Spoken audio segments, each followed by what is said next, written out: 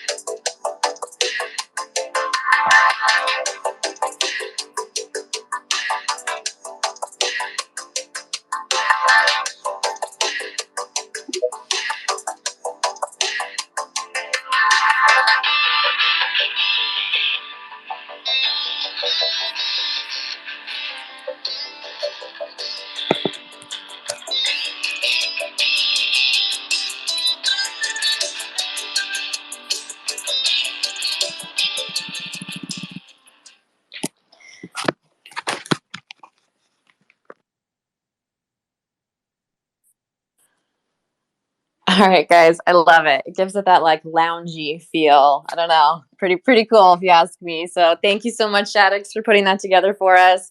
It definitely fills that quiet space in the beginning when we're setting everything up. So that was absolutely awesome. Thank you so much again. All righty, how are we doing today, my friends? How are we doing today, Santi? Good, awesome. I love the vibe. I felt I was vibing to it. I was super It's like we're in a relaxed. metaverse lounge getting ready to Oh talk about yeah, some yeah. Web3 gaming, guys. I was sitting there at the showroom, you know? I It felt love it. like I love that. it. Now we just need Santi's vocals over that somehow. I don't Oh know. no. Oh no. Right at the beginning, Ash, we started like this. Okay. We always have to kick it off that way. Come on, Santi. You know Yeah. I love you. Yeah. Understandable. All right, guys. So we have put together an awesome panel for you guys today. I'm absolutely loving these future of Web3 gaming spaces. So many like brilliant minds coming in here and sharing their views on things that have been going on in the Web3 gaming space, where they see things progressing in the future. And it's just been a really, really awesome way to kind of connect with the entire Web3 gaming community. The builders out here, true WAGMI fashion, which is Web3. And I'm excited to get things started today. First off, I do just want to say, within the Star Atlas ecosystem, we have an awesome AI contest running right now. And the submissions you guys have been putting in, holy cow. Like, Santi, the judges have their work cut out for them. I don't know how any of these are going to be picked. It's going to be difficult. When I saw the proposal of being a judge, I was like, I don't know if I want to do this because I saw already the things that are going out there and they are super cool. It's going to be a really, really tough decision. It really is. I don't know how we're gonna do it. To be honest, they've been absolutely awesome. So I did go ahead and pin that to the top. If anybody else in the audience wants to join in on that AI contest, there's some really cool prizes attached with it. But I think the coolest thing is just seeing that, that AI art generated, and I can envision some Star Atlas, environments looking like this. So it's been pretty cool to see. But we have some awesome panelists for you guys today, and I'm excited. Let's kick things off. So, I do just want to go ahead and let our speakers introduce themselves, give us a little, overview of who you are, what it is you do with your project, and tell us a little bit about your project. Please, guys, feel free to pin anything about your projects that you want up to the top, just to make it easier for people to head on over and check out what you guys are building. So let's go ahead and start with Azra Games. Hey, thank you so much, Ashes.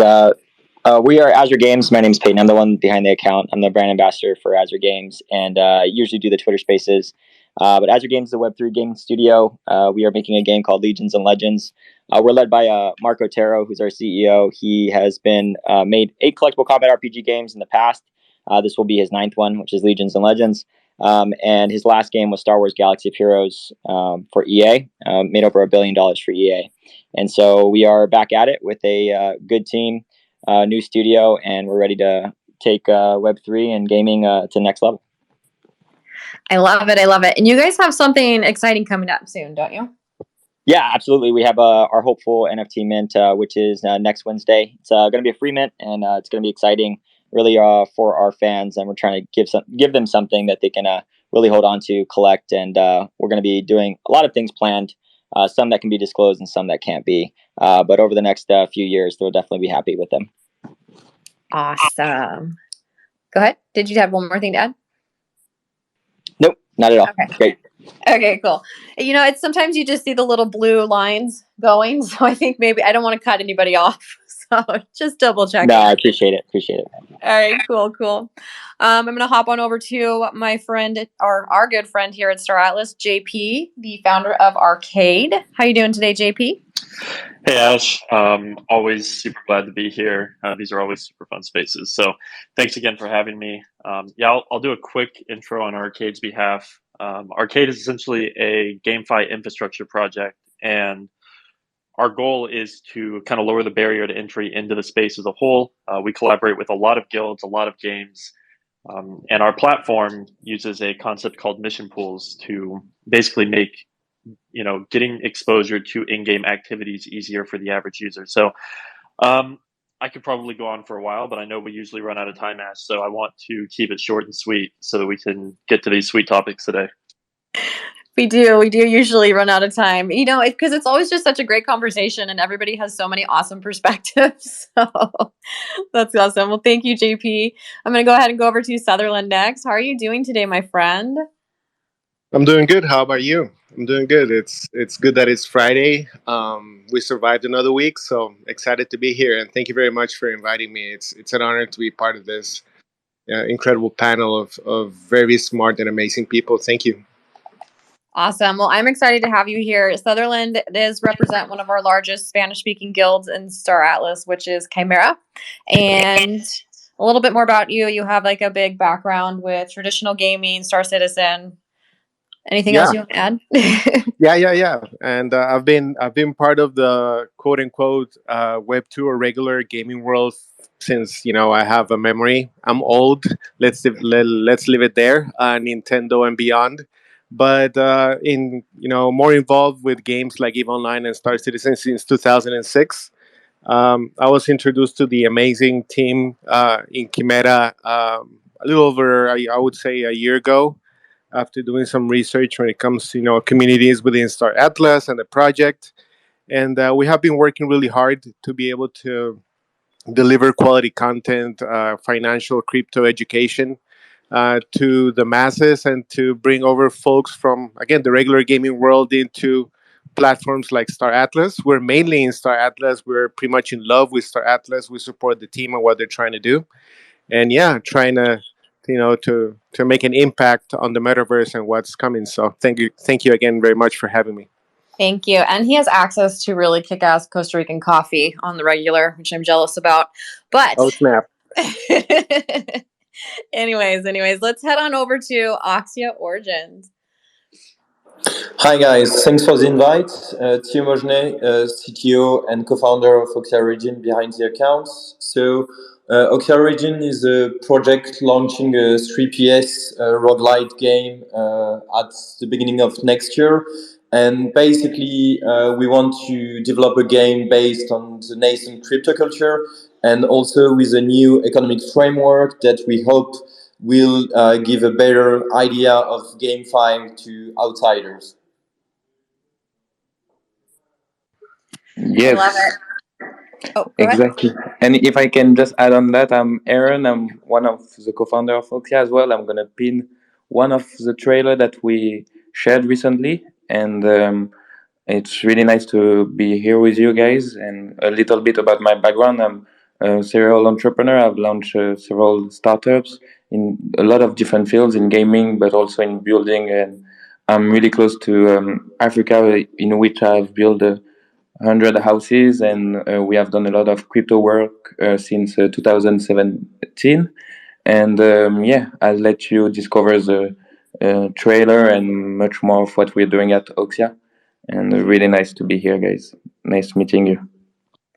Yeah, thank you. I just want to say thank you so much for joining us today, Oxia. I love these spaces because it's been really cool because yes, we are a project that's being built on Solana. Oxia is being built on ETH. And so it's really cool to be able to kind of, bridge the different chains and bring everybody together. It doesn't matter what chain you're building on, right? We are all here building the same thing and wanting the same thing, which is to help, progress this ecosystem as a whole, right? So we really shouldn't be going after each other based off of what chains that we're on. We should really be here supporting one another and helping each other grow and just drive forward. And I'm excited to have you guys here. I got to say, the first time I stumbled across your trailer, I was like blown away. But it looks incredible what you guys are building, and I'm excited to have you guys here on the panel today.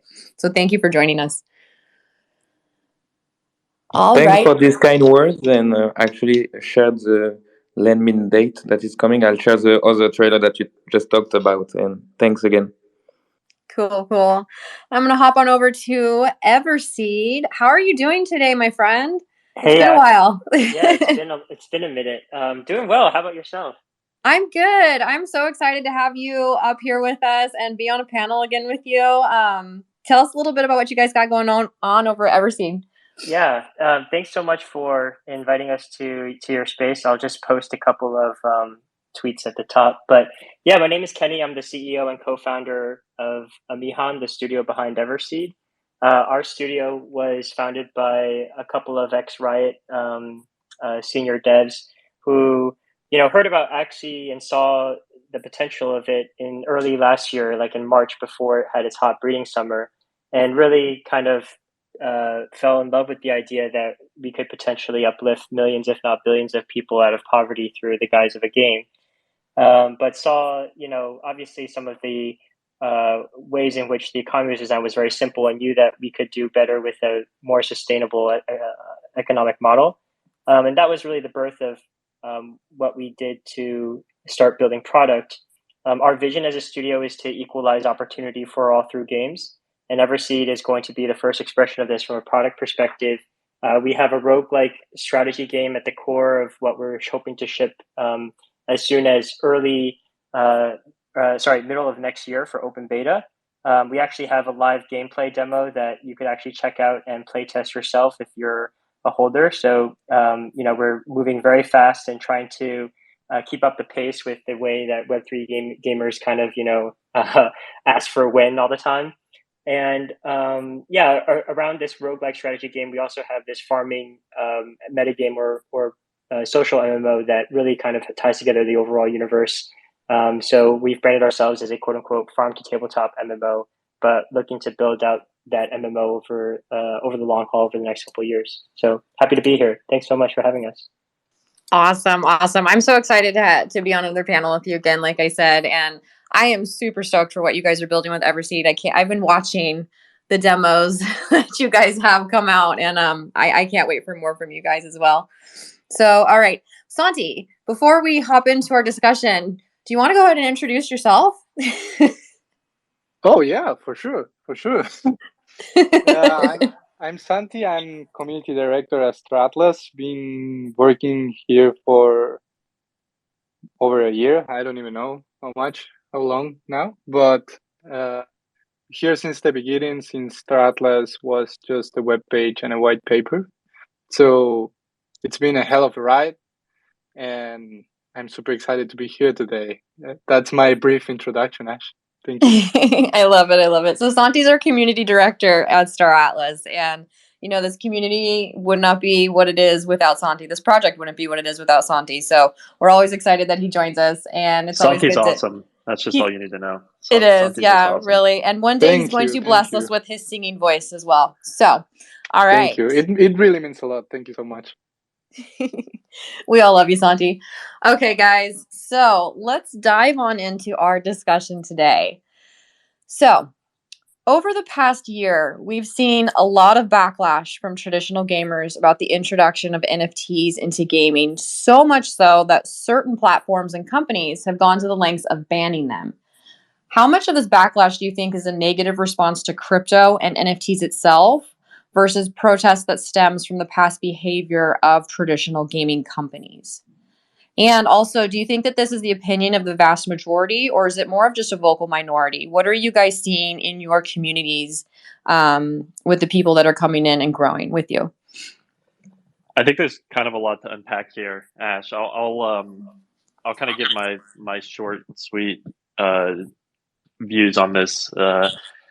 Firstly, I think that the institutions and the companies that are banning crypto or NFTs are oftentimes doing so because they're starting to realize that it's a threat to their business model.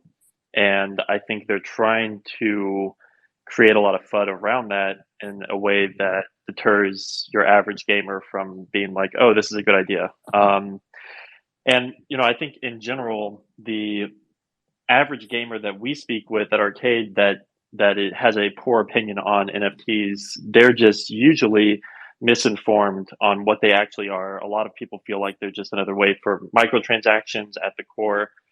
People don't really understand what true ownership feels like. And, I would say that unfortunately, it probably is the majority of gamers at the moment that feel this way. And I think it's our responsibility to kind of educate people as builders in the space that it's not, a bad thing. It's not just another clever way for companies to fill their pockets. It's quite the opposite. And so I think it's kind of our responsibility to educate on that fact. But I definitely think the larger companies are afraid of this technology because it is a threat to their bottom line. Yeah, go ahead, Bela. Oh yeah, thanks. It's actually pretty interesting what you just said, and Theo was just next to me and saying that he would jump on what you just mentioned. But on our side at Oxia, it was really interesting at the beginning of the year when we had our avatar drop. So we had this partnership with Ubisoft that was still a secret, and at the beginning of the year they had so much backlash with their traditional gamers that we had to postpone the announcement, and also they had a lot of marketing timeline to happen. So then trying to so we had all the education to do and the pedagogy, the education to traditional gamer to say that NFT are not only a technical term, but it's going to be really the ownership of the assets. And we are doing our best so that being incubated by Ubisoft, we are not saying as just a crypto company or a technical buzzword like a NFT, but that we are building an actual game. And with the alpha test being happening right now, it's actually really nice to see the traditional gamer being surprised by what we are doing. And even though it's NFT behind, they are really happy about the progress that we have been doing. And I guess I love what Everseed is doing. Everseed is talking about, because Axie Infinity has put a lot of pressure on the new games that are coming out, because they have done a great job at earning, but not really at playing. And I'm glad to see other games trying to push for better gameplay like we do, for better lore, and for having NFT as a bonus in the game rather than the center metric of all the value of the game. Go for it, Kenny. You guys Oh, don't have to raise your hands. You can just hop on in wherever you want. All right, cool. Thanks. Well, yeah, thanks, Belo, for the shout out. I think let's kind of start with like primitives or first principles, where it's like game dev is hard and it takes a long time, like period, full stop. It to make a great game usually takes years. If you're lucky, just a couple years, but sometimes it takes up to 10 years, like Breath of the Wild, for something really kind of innovative and groundbreaking. And if you think about the games that have come onto the market quickly after Axie, after they've seen the success of Axie, they didn't just appear overnight. Like they've been in development for probably years beforehand, and were honestly, probably NGMI are not going to make it in Web 2 with the kind of monetization models that Web 2 had. So they saw that Web 3 and NFTs provide a lot of like opportunities to do a quick cash grab, and so they decided to do a Hail Mary and be like, well, let's just slap tokens on top. And I think it's unfortunate that basically these projects, a lot of these projects, did that out of necessity or survival, and created this whole perception that this was all that NFT gaming could or would be in the early stages. So I would say that what I'm really bullish on personally as a bag holder myself is just the next kind of couple years, starting 2023 or 2024, we're going to see some of the studios that have been thoughtfully building and incorporating blockchain into the design from the get-go, and trying to build sustainable economies with that in mind, and also really great kind of gameplay. And I think it's only a matter of time where the perception will change. This happened before for free to play, where you had these initial kind of cash grabby like games, but then more and more the games became more fully fleshed out. If in fact, actually, if you think about what free to play gaming is like today for Web 2, like you have games like Wild Rift, you have game for League of Legends, or you have games like Diablo Immortal. These game experiences just came out recently in the past couple of years, but like for the vast majority of free to play mobile games, it was like way more casual, right? And so it just takes time to make games, and it takes a couple of cycles of kind of iteration and learning from an industry perspective. But I think we'll get there. So, do you think that some of these early like cash grab type Web3 games have like kind of damaged the image of this industry? Yeah, they have for sure, but I think you also have to understand that the quote unquote Web 2 gamer who's like the NIMBYism, like not in my backyard, like never, they have been anti Web 3, they've been anti free to play microtransaction, they've been anti a lot of kind of the business model innovations that have happened to gaming over the past kind of couple of decades. I think what's fascinating to think about is that my hunch is that a lot of these people that hate on NFT gaming today, like the folks who buy, let's say, Uncharted or like a premium box product off Steam, and are happy to pay like $40 to $60 and have a lifetime quote unquote of like this game in their inventory. I think if I had to guess, they probably saw what free to play did with games in terms of adding a whole bunch of microtransactions and storefronts and things like this on top. And in their mind, it's kind of quote unquote polluted or corrupted their perception of what a game should be. Maybe they think that it should be more pure or more immersive, something that's like resembles like a cartridge that you blow on and you put into a console. And so maybe their concern is that, well, NFTs or Web3 gaming is going to actually corrupt or pollute that even more. they're like, oh, well, why else, would people basically want to be building this? But one of the things that's fascinating is that if you actually want to build a cross-platform game and be compliant on Apple or Google, right now the current rules for Apple or Google is that you can't have any mention of crypto inside the app. So if the whole business model of Web3 gaming is predicated on tokens, which lives outside of the app by necessity of needing to be compliant on Apple or Google, then what that means is that you no longer need to have like storefronts or ads or pop-ups or bundles or buy this, buy now, like in your face inside the app anymore. And all of that can be, kept outside of the game, which is actually going back to the kind of purest roots that a lot of these like, Web2 gamers probably yearn for, to go quote unquote back to the good old days, but they just don't have the kind of foresight or longer term vision to really zoom out and see that picture, that bigger picture, Also, I think I agree 100% with what you just mentioned. And also, I think it's very important to mention that even though the term NFT or the NFT in it itself, it's not part, obviously, of Web2 gaming, you can see examples of that dynamic when it comes to you need to purchase this to get that. Like in Star Citizen, as an example, me being a junkie since, I don't know, 2015 of Star Citizen. Please don't tell that to anybody. But yeah, I've been involved in Star Citizen since the beginning, and to be able to play there, you have to purchase a ship, right? If you don't have the ship, even if it's the cheapest ship, you're not going to be able to engage with the community or be part of the game, and so on and so forth.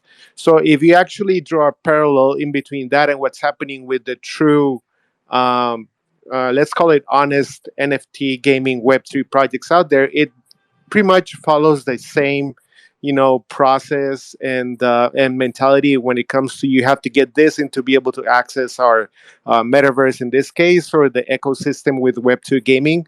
The only thing I think that has hurt the interaction from traditional gamers, quote unquote, and the new wave of Web3 gaming is, like it has been mentioned before, all the failed projects and lack of education that is sometimes attached to it, in which those projects actually take more uh, you know, um, efforts into bringing people over versus doing that and educating folks, giving folks, sites in which they can inform themselves, in which they can engage with the community, with the development team, which is something that Star Atlas has done extremely well.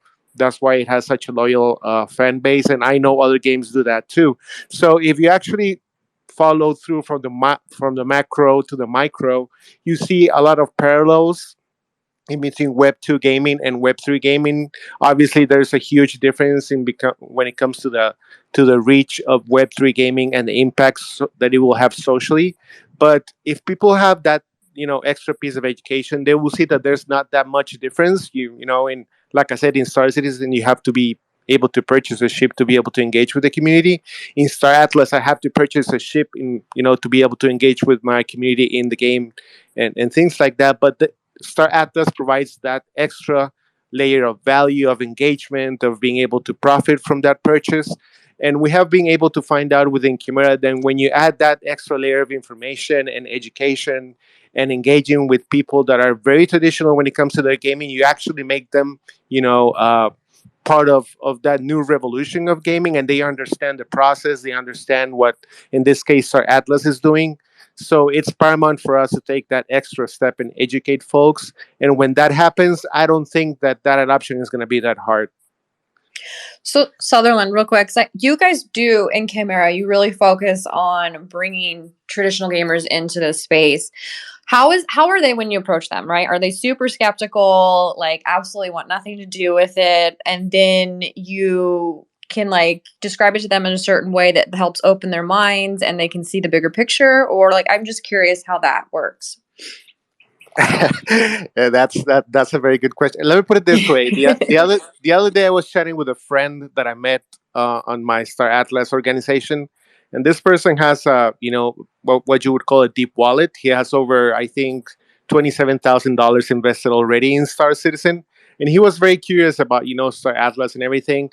And the first time that he approached me about it, and to be completely honest and transparent, he was like, "Dude, I'm gonna give you my credit card, and you bring me in. Let's just do it. I trust have been doing in Star Atlas. Let's do it. I just want to get into the game and have fun. And I was like, no, wait. I'll take some time and explain everything to you.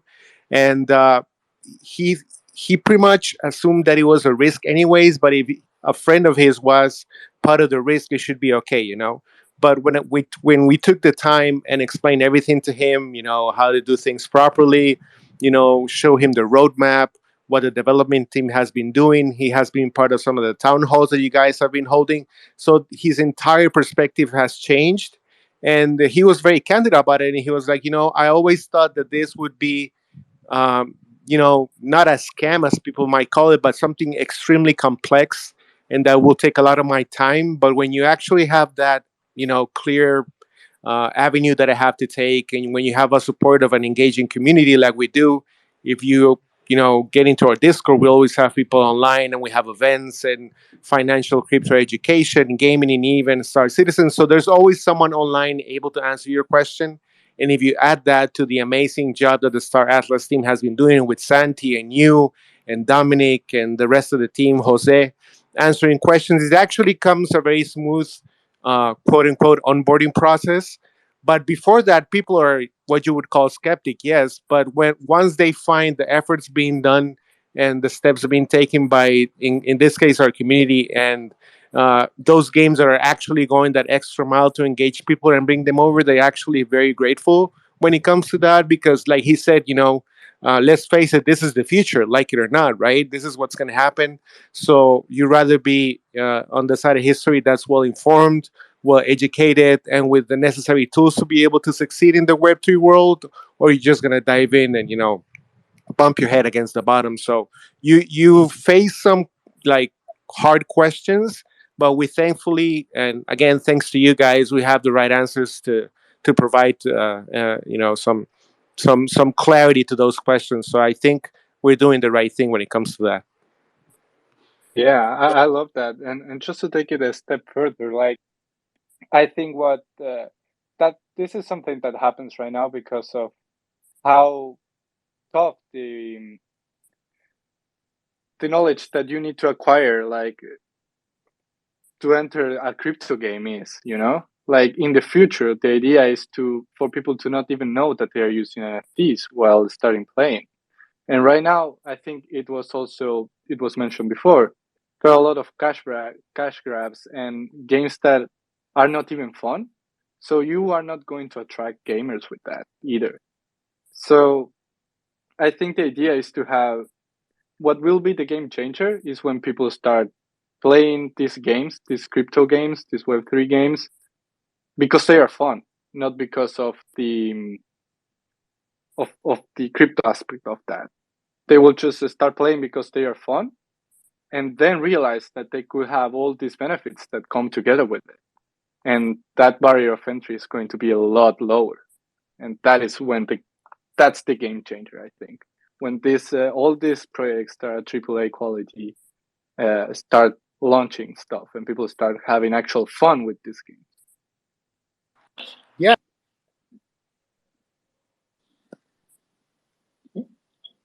Oxia, go ahead. I think we have had quite the same experience. First, when we onboarded a lot of our development team, which people coming from, I would say, like the Web2 gaming environments and Web2 gaming studios. At first, it was really difficult for them to grasp the core concepts behind crypto, blockchain, and stuff like that. And so we gave them a kind of crash courses in everything around blockchain. And at first it was kind of difficult and it felt silly for them, like what does it bring to the game, we don't understand, and stuff like that. But after a while they kind of mastered the thing and try to understand it in another angle, and they had fun like playing with it, especially economic designers and game designers, level designers, because they understood that they could basically bootstrap different relationship with the game, whereas you could distribute a lot of tasks, for example, crafting assets, building new things, originating new designs for cosmetic or utility assets. And you could like externalize that to the community directly instead of relying on the development team to do all the work, because you could set up incentives so that everyone would be working to make the game better. And to get back to the point, I think the backlash of traditional gamers is not ill-placed, because the first generation of games, as many of the speakers here already mentioned, were not that fun to play. And let's be honest, guys, we're also basically gamified Ponzi schemes in many regards. Like, if your game is not sustainable without an increasing number of players joining in, it's not a business model. It's an obfuscated Ponzi scheme. And like, hearing all the panelists here understanding that and trying to basically break away from this kind of way of doing things is make me really bullish, because I think if we are able to put the experience first and trying to be creative in developing new business model that leverage the capabilities of blockchain and tokenization to put users more in the creative aspects, and to allow them to have different roles within the game that will be maybe best suited to what they expect when they enter the game ecosystem, we will develop different experiences that cannot be found in Web2 gaming. And at that point, I think like traditional gamers will have to question their assumptions. And when they will start tinkering with those games, I think we will have won a huge fight. And last thing, before joining Oxia, I was basically in the early DeFi, and I witnessed exactly the same thing. Like, most of the folks that came around what we were building, they were like, okay, it's just like degen finance, it's useless. We already have all that thing in TradFi and it's not working. So why we should bother try to understand that and just like understand what is being built before judging it. And as we all know, it has taken some time, but now the interest and value of some of the DeFi application that have been built is not really under discussion. And yeah, it just takes time, because we come from quite far, I think. Yeah, I agree with all the panelists so far. I think the way that the first kind of games came out, a lot of the gamers were just not happy with it. I'm a gamer myself, and it wasn't games that I wanted to play. And it's not until actual games come out that are fun, which I think all of us on the panel know that games take a long time to build. So it's one of those things that, I think it's warranted.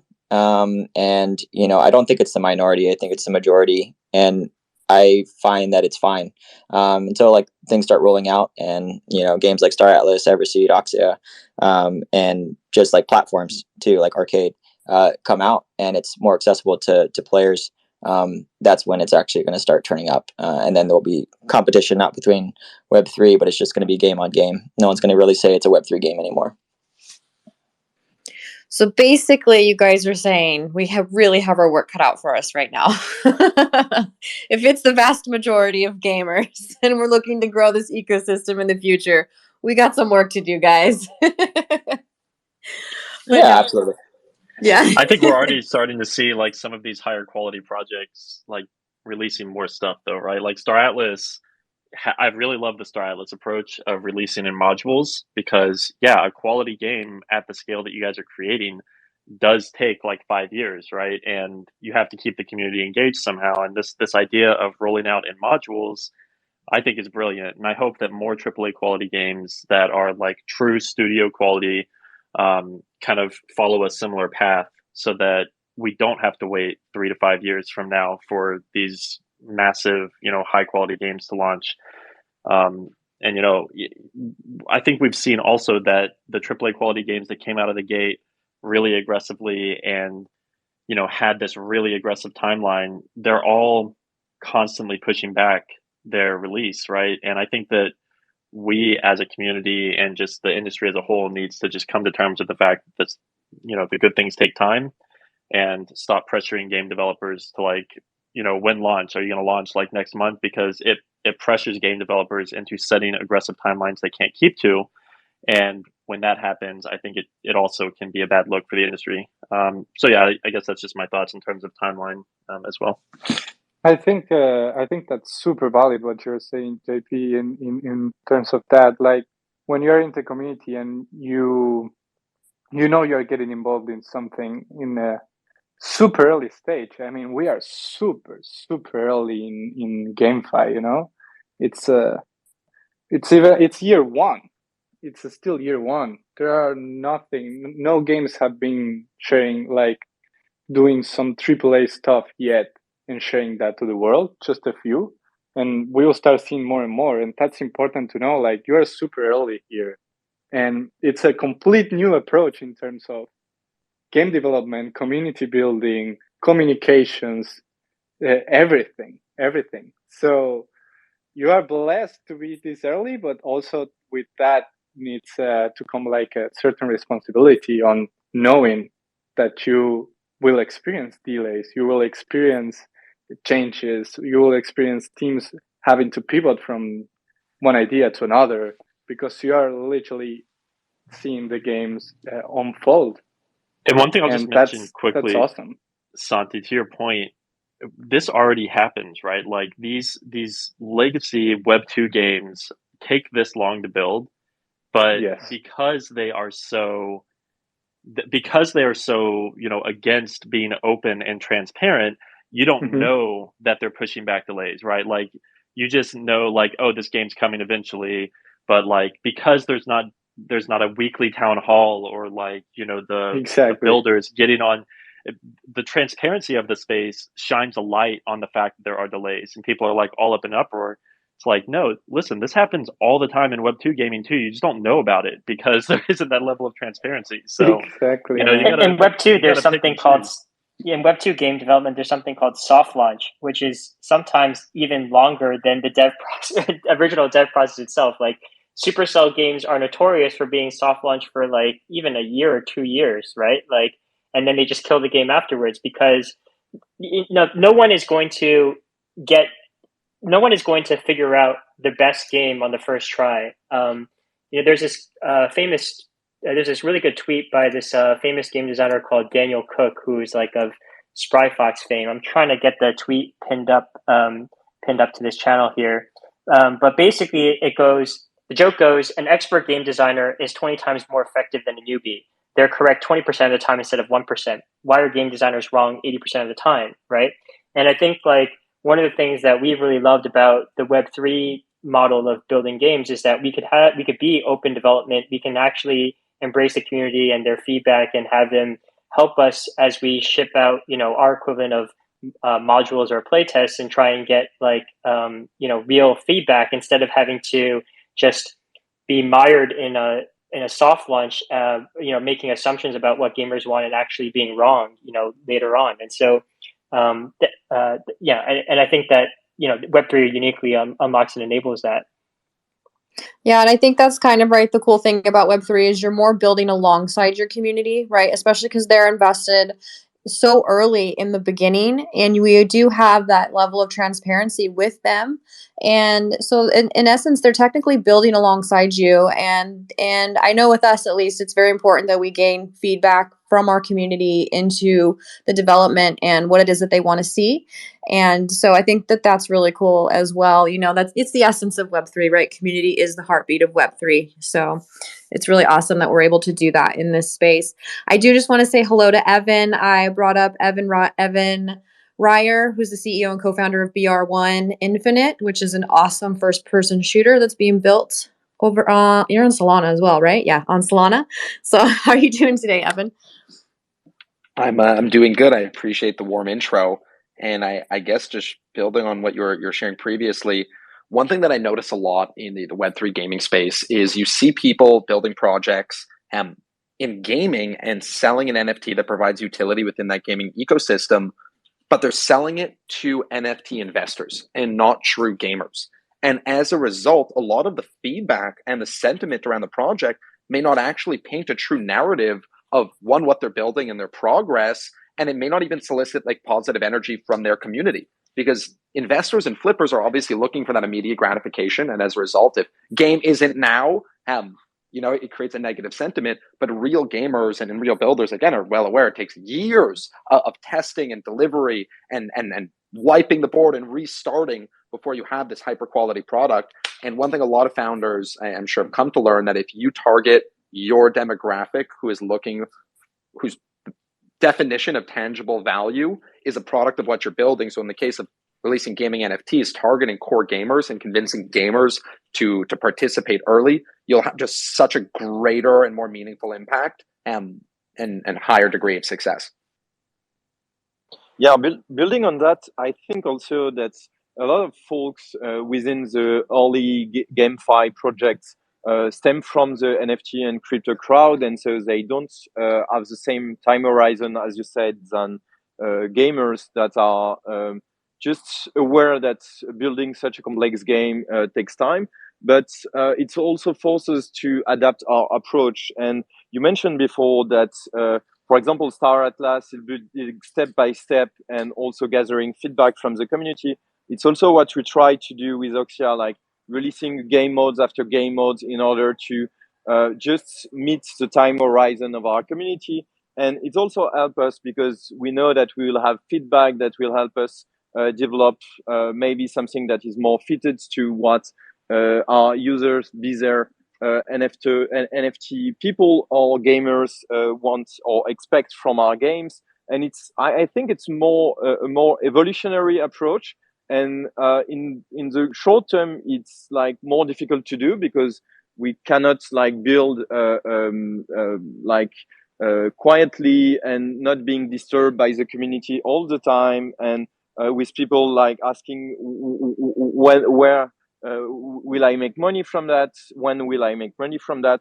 But in the long run, it will also help us build like games that are closer to what gamers expect, because we often see game studios that invest large sums of money developing a game for maybe 3 to 5 years, and when it is released, it's a total backlash also because they have been like not in touch with the people that will use the product at the end.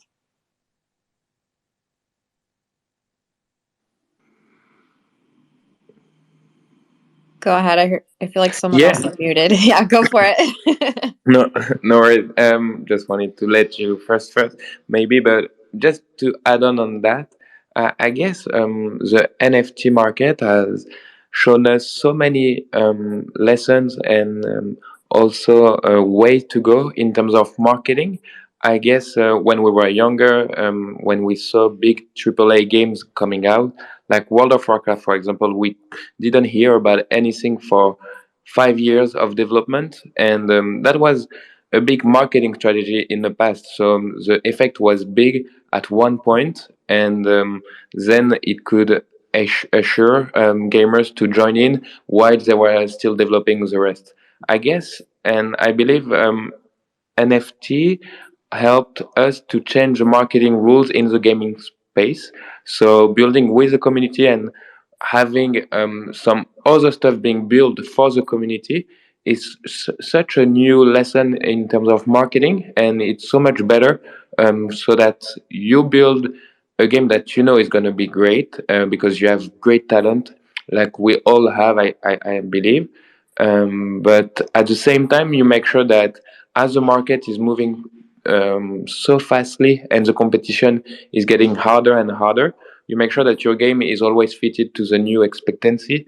And thanks to that, you can always have a solid strength of community build, and also a nice game that is going to be competing with classical in the gaming industry.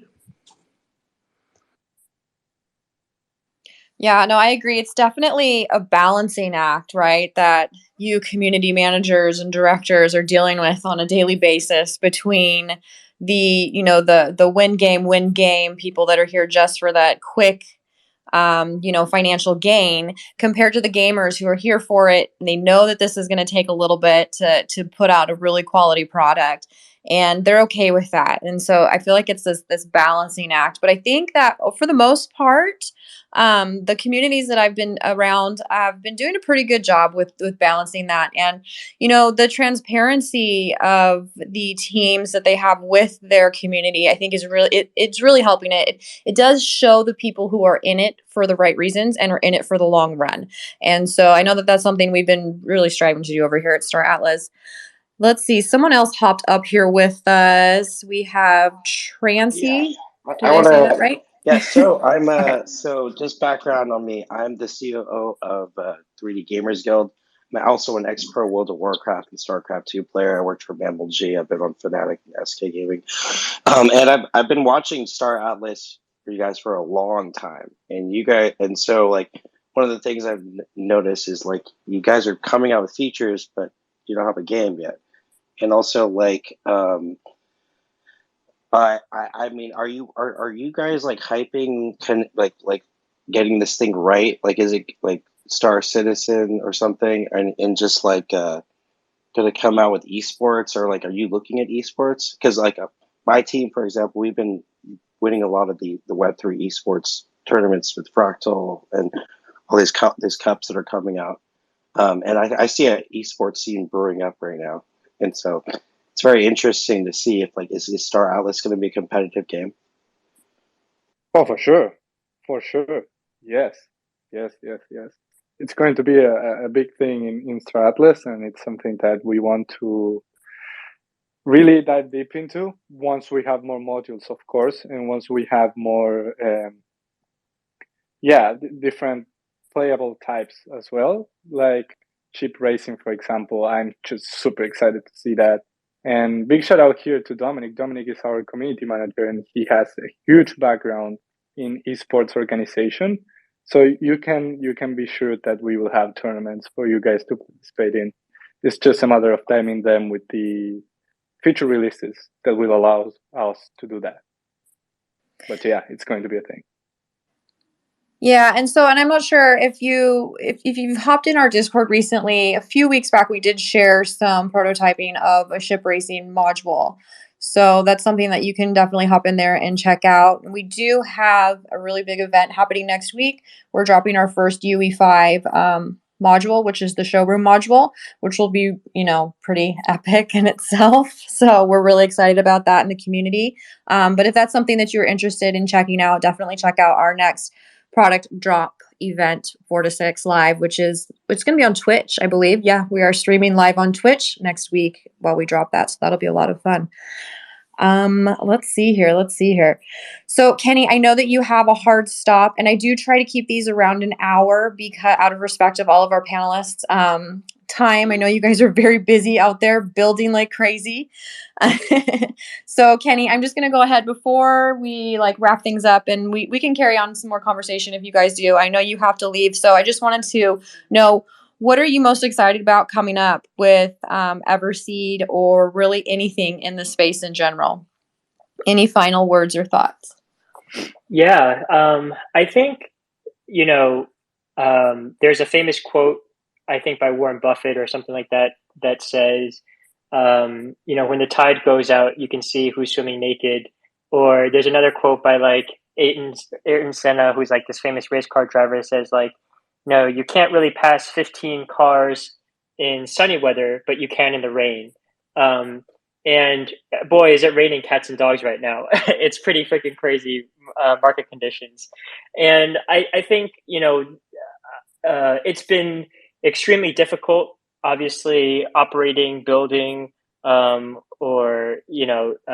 trying to survive in this market. And that's the truth. But what I really am hopeful for is just the kind of builders that are sticking it through right now.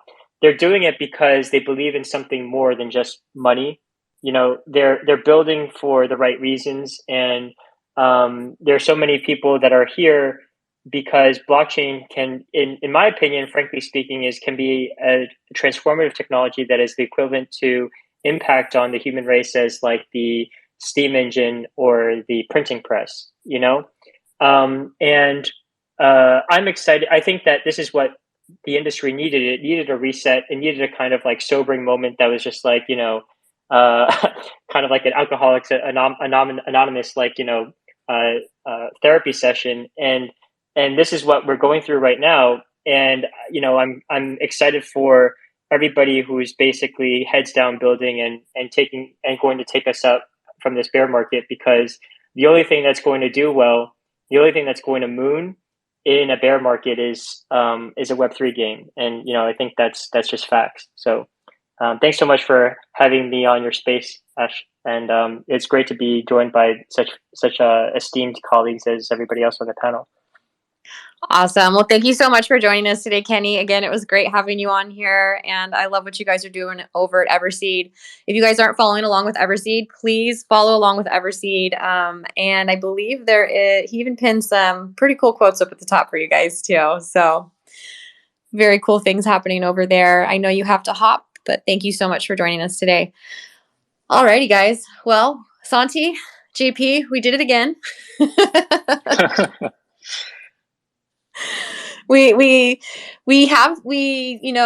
I plan out these outlines where we have multiple questions on them, and then we have like the main topic, but we never really seem to get past the main topic, which is totally awesome, because there's so many incredible perspectives and opinions, and I love like just listening to your guys' thoughts, right? You guys are the ones with the most, the industry knowledge, and you guys are really in here building and putting these projects together. And I just love hearing your visions and what it is that you believe we need to ultimately succeed together as a whole in this industry. And so I love, I kind of enjoy that we have a deep conversation over one topic. It's been really fun so far, you guys. And Evan, we're going to have to get BR1 on one of these panels so I can hear a little bit more from you guys as well. I know our audience would love it too. So I brought you up here because I saw you hop in, and, thank you so much for joining us. I appreciate you having me. Would love to hop on in the future anytime you got a spot for me. All right, cool. I will DM you and we will set that up. So then, you guys, out of respect of all of our panelists' time, I do try to keep these around an hour. I do just want to go through and let everybody give a, closing thought.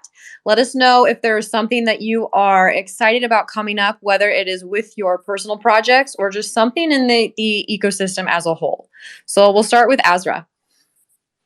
Yeah, thanks, Ashes, and thanks for inviting us up here. For us, it's next week Wednesday is our big date for minting our PFPs, Play Forever passes, and that's going to be exciting. It's our first loyal fan base that's going to be with us hopefully for years to come.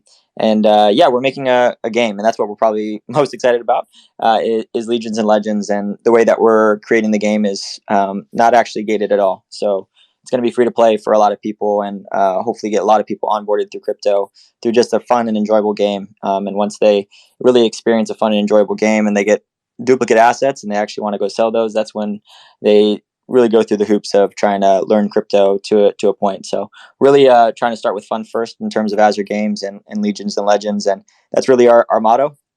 And really excited to continue on this relationship as we progress. So thanks for having us up here. Absolutely. Thank you so much. And I do just want to give a shout out to whoever is running your Twitter account is doing an awesome job. I've had a few just interactions on Twitter with them, and you guys are on point. So funny. Thank you. I appreciate that. All righty. Let's hop over to JP. What you guys got going on? I know you guys have some awesome talk shows coming up too. Yeah, so I'll give a shout out to Jorge, who's behind the arcade account here. I don't know if he's in a position where he can talk or not, but he's been having these amazing game talk shows from the arcade Twitch and Twitter. So definitely check that out if you guys have not already. We've had some amazing guests on, and I think we actually have Star Atlas coming on, if I remember correctly, here in the next few weeks or so. So that's going to be super awesome. But I think in terms of what I'm most excited about at the moment, there's so many projects we're involved with that are releasing cool stuff, but I just cannot wait to go into the showroom, Ashes and Santi. I mean, I'm pumped for that. So I think that's got me really excited. But man, it's just such a fun time building the space, right? I mean, we've said, a few of the other panelists have said in a bear market's the best time to build, and I think we're all busy, right? But it is really nice that the builders are making time to network and talk to one another and just try to move the space forward. And so that's just a really exciting time to be here. Love it. It's that wag me, right? Wag me, baby. All right, let's head on over to Balo and Oxia Origins. Yeah, I think, to get back to the topic we were discussing, there is a lot of backlash right now, but I think it just means that what we are building is worth doing. And so we should just carry on, especially during the bear markets, and show people out there what kind of games we can build. Here at Oxia, we have a lot coming. Our lane mints that is coming in 2 weeks. Our first game that will be released at the beginning of next year. A lot of gameplay video that will drop soon. So I think it will also show to traditional game studios what new teams, young teams can build if they merge talents from the gaming space and the Web3 space. So yeah, I just want to say that it was a really enjoyable conversation, and thanks for having us, guys, and thanks for all the things that you are building. It's really nice to see that people are so motivated in the GameFi space. We just have to carry on. Yes, and also if I can add on that, it was a real pleasure to talk to all of you and just maybe to give some alpha about Oxia. So we announced maybe 1 hour ago the min date that's going to be the 9th of October, and we really wanted to innovate in the space with a special mint and earn. So you guys are going to have one chance out of 10 if you're land listed to earn 3 ETH reward, and also some some info about the alpha is that we are doing a big event at Ubisoft headquarters. For the one that are in Paris, you'll be more than welcome, and send me a DM. My DMs are open if it's interesting for you, and we are doing this event Oxia with Ubisoft, and we are partnering with also a lot of projects. So it was a great conversation and some great thoughts were shared there, and thanks for all of that. But let's continue next time for sure. Awesome. I would love to have you guys back on if you're open and interested to it. So I will definitely be in touch with you guys again. I was going to go to Evan next, but he hopped off. So is there anybody behind the BR1? Nope. Okay, that's fine. I will DM Evan and we will get them on his space, because it is really awesome what they are building over there at BR Run as well. It's a really cool FPS. So we'll get them on another space too. Trancy, go for it. I have a question. So are any of you guys invited to do Solana Games Day at Breakpoint Lisbon? Will anybody be there? Is that what you're asking? I mean, yeah. Are you? Did you guys? Yeah, because like they've just been in long talks for this, and I think it's going to be a cool thing, and they're just starting to talk about it. I think. So I was just asking you if you guys have been like doing are part of it. I'm not sure. I'm sure someone from our team will be a part of Breakpoint. We do have team members that actually live out there in Lisbon, but I'm not exactly sure to what depth or detail we will be involved at this point. So, let's see. Let's go ahead. Sutherland, any closing thoughts, my friend? Yeah, thank you very much for having me. Yeah, we have been working really hard, gaming-wise. Getting ready for Scream, taking names in both EVE and Star Citizen. So I hope the other Star Atlas guilds are ready for us, because we're coming. We also are ready to mint our Origen NFT series on October 2nd. And as a little piece of alpha that I think it has been already shared, we're going to have our first guild gathering, like in-person gathering in Spain, in Madrid, on November 5th. Hope to see as many of you there as possible. And yeah, excited. We're also collaborating with Coexist to be featured in the Oni Times, part of the Star Atlas communication network. So excited about things to come. And again, thank you very much for having us here. Awesome. I love these like IRL events that you guys are starting to all put together. It's going to be cool. Yeah, it's I have heard that it's gonna be a huge party. So if you like getting together and having some fun, reach out to us and we'll make it happen. Very cool. Very cool. Go for it, JP. Yeah, I just wanted to give a quick little alpha drop.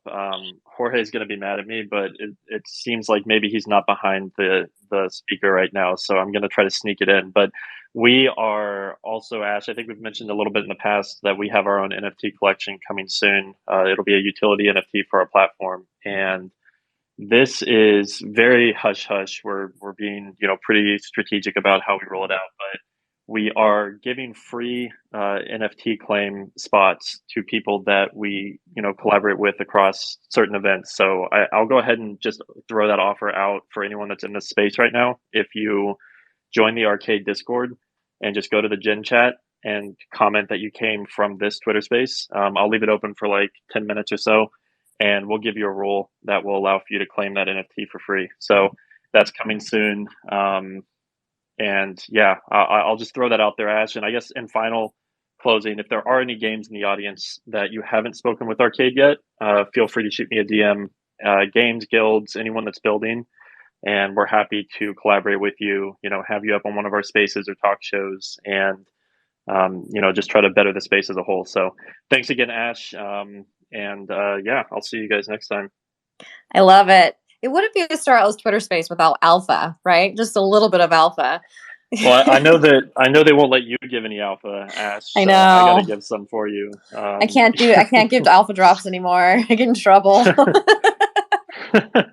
Yeah, the Arcade Twitter is in the speaker panel here. So if you click there and click on the link, there's a link to our Discord. So just make sure you tag me or something in the Gen Chat so I can make sure that you get the Oh, there he is. Oh my gosh, maybe he is here. I'm gonna get a call in trouble. As soon as we get, we're gonna. Oh man. All right, I gotta go, Ash. All right. Thank you for that little alpha drop, JP. And speaking of alpha, Ardo's up here as well. How you doing, Ardo? Doing great. How you doing, Ash and Santi? We're doing good. We're doing good. Wrapping up this Twitter space is another great conversation. I'm really enjoying these, bringing in these other games and builders and just visionaries in this space. It's been a lot of fun. Wait, so not to interrupt, there's a guy actually in the chat right now, David from Kippoverse. I feel like people are sleeping on this Kippoverse game. There's like 30,000 users that use this thing every day, and I'm just like, it's just interesting. I mean, like there's that they have more users than any other metaverse, but like nobody is actually like talking about it. But yeah, I don't know if he's actually a really fun speaker too. But I know you guys are just wrapping it up with Kippoverse. Yeah, David Chalupa Batman GG. I love it. Chalupa Batman. That's awesome. I'll have to reach out to him and see if he'd be interested in joining another one. We do hold these every Friday at 10 a.m. Pacific Standard Time, 5 p.m. UTC. So I'm always, open to having projects join us for the panel. It's always a great conversation. So I'll definitely reach out to him. Thank you for that recommendation, Trancy. I appreciate it. Yeah, shout out to Lumina from Coexist in the audience. Love you guys. And definitely a shout out to BR1 and the rest of the Star Atlas team. I guess a little alpha for the audience is we are going to innovate the magazine and actually add archive so that you'll be able to read all the way back to the first issues on the website. And then also next month, I speak as part of the panel at a huge sports tech and finance conference put on by UCLA in California. And so if you have, projects that you would like to work with Final Frontier and are interested in being a part of discussions I have out there with those multi-billion-dollar corporations, to include Adobe, Microsoft, Google, and a few others, please be in touch with us. If you're interested in Final Frontier playing your game, please reach out. And next week, we make our push to level 80 in World of Warcraft. So we're excited about World of Warcraft Classic. It's going to bring a lot of players into the Web3 gaming community. I love it. I love it. Final Frontier is always, pushing forward and just kicking Final ass out Frontier, there. you need to contact me right now, by the way, because I run literally number 20 guild in World of Warcraft Classic. Actually, my twin brother does, but I am also like literally been intimately involved with Blizzard for a long time, and also I run a guild, and I'm in LA, and I live in Marina Del Rey, and so like yeah, let's fucking go, dude. Wait, Ardo, you're coming to LA? Does that mean we're going to lunch or something? Do I finally get to meet Ardo? Yes, I will. I will be out there. I believe the conference is at UCLA Anderson, and so it's going to be a massive event. They're expecting around 500 to 800 in attendance, so it's an honor to be able to speak out there for our community. Very cool. I'm very excited for you guys. Always doing incredible things over at Final Frontier. So, other than that, Santi, I know you have to hop. Any final words, my friend? Yeah. I don't want you to get in trouble with Chaba. So No, Chava will kill me. I'm already over 10 minutes late to the call. So, no, yeah, but it's all good. I really enjoyed these three spaces. I actually learn a lot from the other projects. I think everybody's doing an awesome job.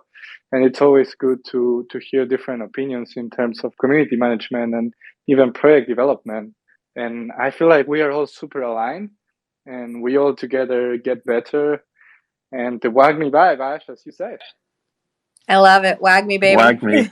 Wag me. Let's go. All right, everybody. Thank you so much for attending our Future of Web3 Gaming Twitter Space panel. Everybody have a wonderful weekend, and we will catch you next Friday. Bye, guys. See you, Ash.